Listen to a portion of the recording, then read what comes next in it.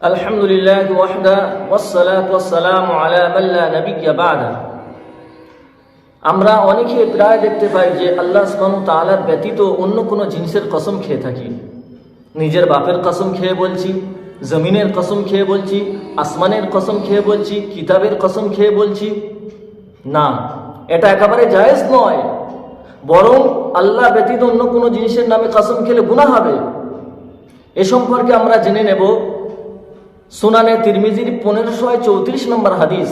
আন ইবনে উমর আন্না রাসূলুল্লাহ সাল্লাল্লাহু আলাইহি ওয়াসাল্লাম আদরাকা উমর ওয়া হুয়া ফি রাকবিন ওয়া হুয়া ইয়াহলিফু বিআবিহি।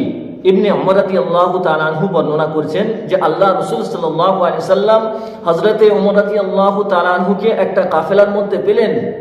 এমত অবস্থায় তিনি নিজের বাপের নামে কসম খাচ্ছিলেন। আল্লাহ রাসূল সাল্লাল্লাহু আলাইহি সাল্লাম বললেন, ইন্নাল্লাহা ইয়ানহাকুম আন তাহলিফু বিআবাইকুম। অবশ্যই আল্লাহ সুবহানাহু ওয়া তাআলা তোমাদেরকে মানা করেছেন যে তোমরা নিজের বাপের নামে কসম খাও। নিজের বাপের নামে কসম খাওয়া থেকে আল্লাহ সুবহানাহু ওয়া তাআলা মানা করেছেন। তারপরে আল্লাহ রাসূল সাল্লাল্লাহু আলাইহি সাল্লাম সোনার জবানে বললেন, লিয়াহলিফ হালিফুম বিল্লাহি আও লিয়াসকুত।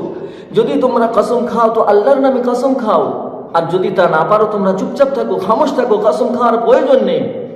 এমনি শরীয়তের দৃষ্টিতে কসম অতিরিক্ত খাওয়া ঠিক নয়। যে আল্লাহর নামে কসম অতিরিক্ত না খাওয়া এটা সব থেকে উত্তম।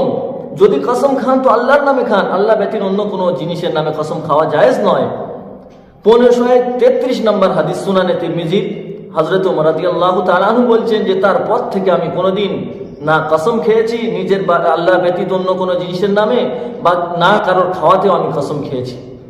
সুতরাং এই হাদিস দ্বারা বোঝা গেল যে আল্লাহ ব্যতীত অন্য কোনো জিনিসের কসম খাওয়া একেবারে জায়েজ নয়, বরং কসম খেলে গুনাহ হবে।